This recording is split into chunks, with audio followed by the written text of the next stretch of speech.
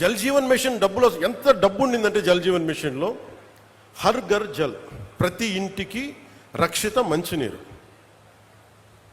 రక్షిత మంచినీరు ఇవ్వాలంటే ఏం చేయాలి? వీళ్ళు ఏం చేస్తారు? మేము అన్నిటికీ 24 లక్షలు ట్యాప్లు ఇచ్చేసాం. ఇచ్చారు. ఎలా ఇచ్చారు? ప్లాస్టిక్ పైపులు ట్యాప్లు కొని వేసారు. నీళ్ళు ఇవ్వలేదు వాళ్ళకి. నీళ్ళు ఎక్కడి నుంచి పట్టుకొస్తారు? లేవు.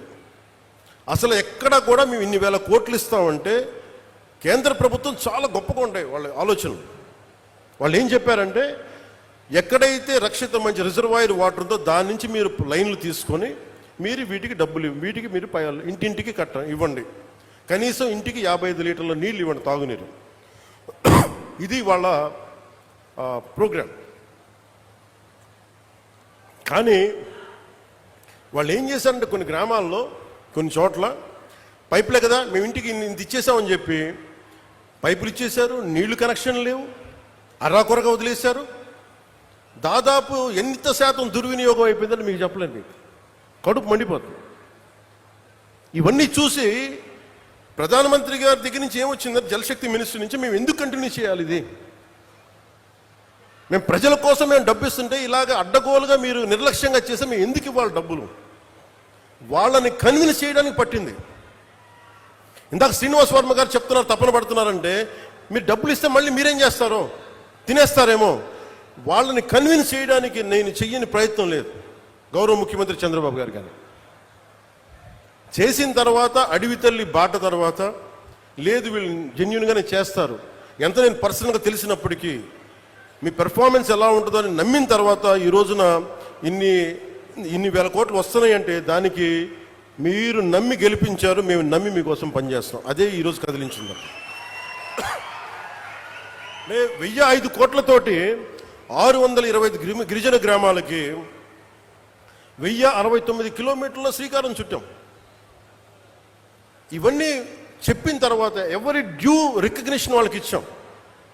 ప్రధానమంత్రి గారి సహకారం లేకపోతే ఈరోజు మేమేం చేయలేం. అలాగే ఒకవైపు చంద్రబాబు నాయుడు గారి అనుభవం, ముఖ్యంగా ఆయన ఫినాన్షియల్ అండర్స్టాండింగ్, ఆర్థిక దుస్థితిని ఎలా సరిచెయ్యాలి, ఆయనది అపారమైన అనుభవం.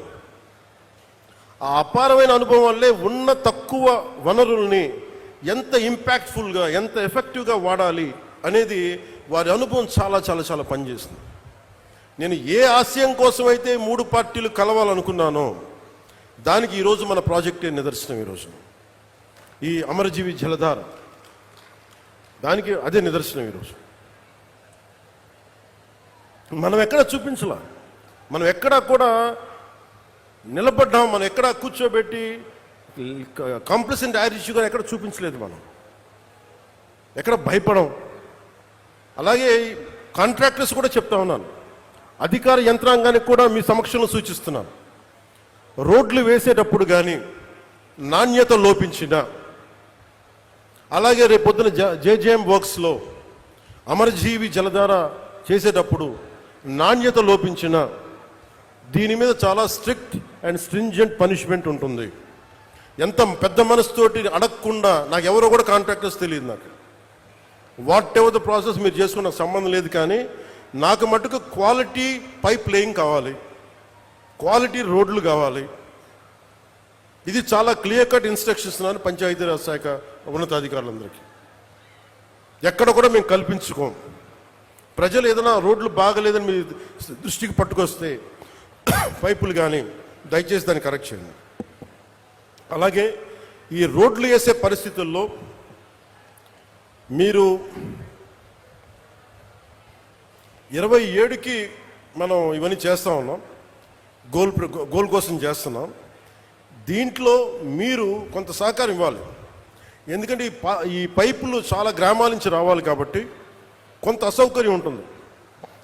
దానికి కూడా నేను అధికారులు మీకు తక్కువ అసౌకర్యం కలిగేలాగే పనులు చేయమంటాను వెంటనే. అందుకని మీరు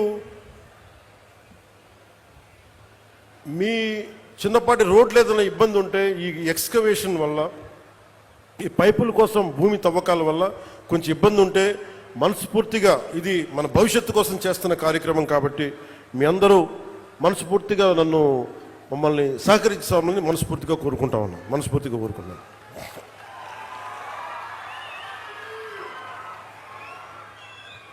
అలాగే మన రాజోలు వెళ్తే శివాలయానికి నేను చేయమన్నారు.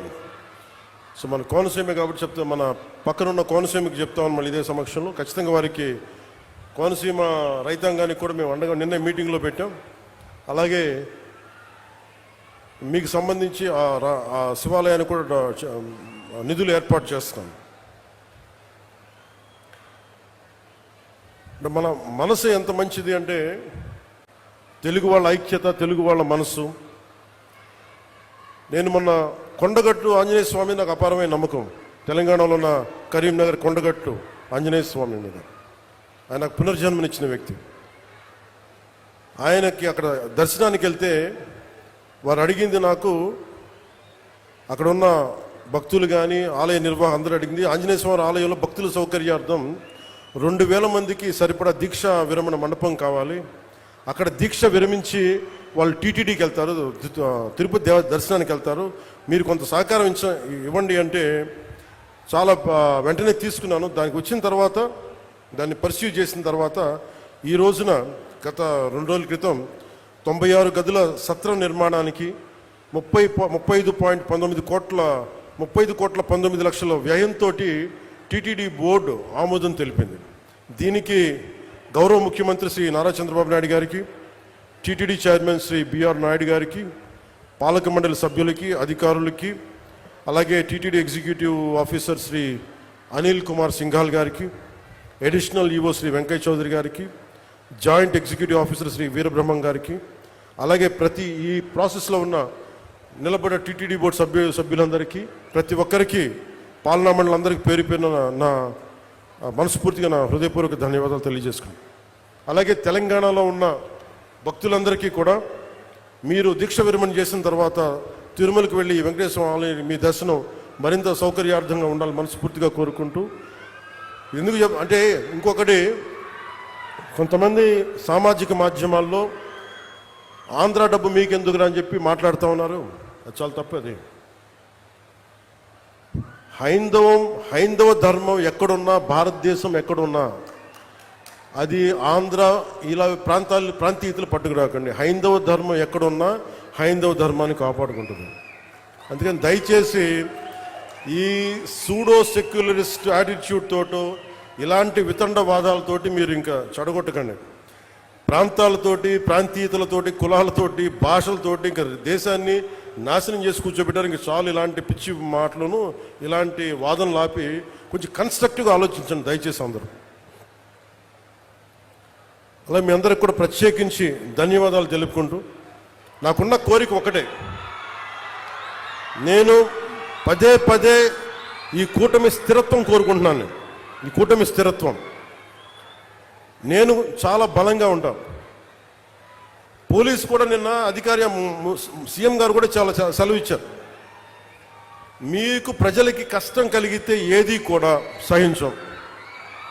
అలాగే మీరు కూడా ముఖ్యంగా యువతకి, నిన్న ఎస్పీ కాన్ఫరెన్స్లో లా అండ్ ఆర్డర్ టైంలో మీ గురించి ఒకటి వచ్చింది, ముఖ్యంగా బైకులు వెళ్ళే యువతకి 60% యాక్సిడెంట్స్, 100% యాక్సిడెంట్లో 60 నుంచి 70% బైక్స్ వల్లే జరుగుతున్నాయని.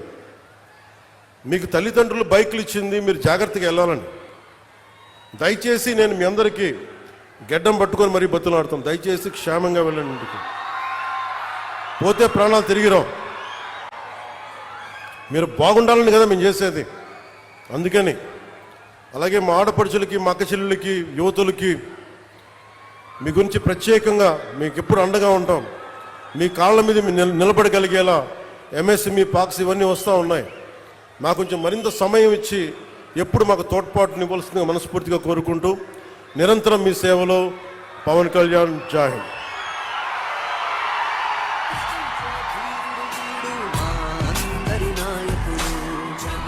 తదుపరి పర్సనల్ పెరవలి జ్ఞాపిక మన అజ్జరమ్మ అంశ. ఈ రోజు మన ముందుకు వచ్చిన నాయకునికి ఎంతో ప్రేమతో మనలో ఒక భాగమైనటువంటి ఈ చిరు అజ్జరపు అచ్చుతో తయారైన జ్ఞాపికను మన మంత్రివర్యులు, జిల్లా కలెక్టర్ గారు, అలాగే ఉన్న అతిరథ నాయకులు, అధికారులు అందరూ కలిసి సమర్పించబోతున్నారు. మాటే వింటే చాటే వింటే చాలు రైతన్నకు నమ్మకం, నీ బాటలో వెళ్తే చాలు మా యువతకు ఆదర్శం.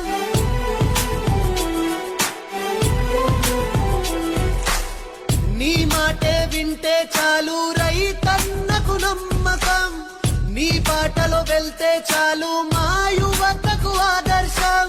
మా అందరి చెగువీరావు, మా అందరి ఆజాదుడవు, మమ్ము మార్చే అంబేద్కరుడవు. కష్టాల్లో ముందుంటావు, కన్నీళ్లను తుడిచేస్తావు, ఏ స్వార్థం తెలియని వాడవు. జనసేనాని జనసేనాని జనసేనాని నీ అడుగుల తోడై యుద్ధం చేస్తా.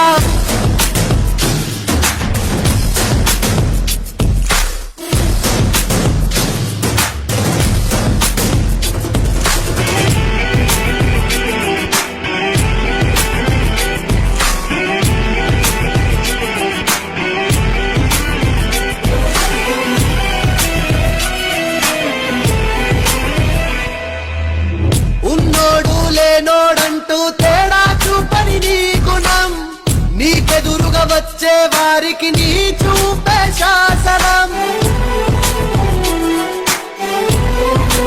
ఆ, ఉన్నోడు లేనోడంటూ తేడా చూపని నీ గుణం, నీకెదురుగా వచ్చే వారికి నీ చూపే శాసనం.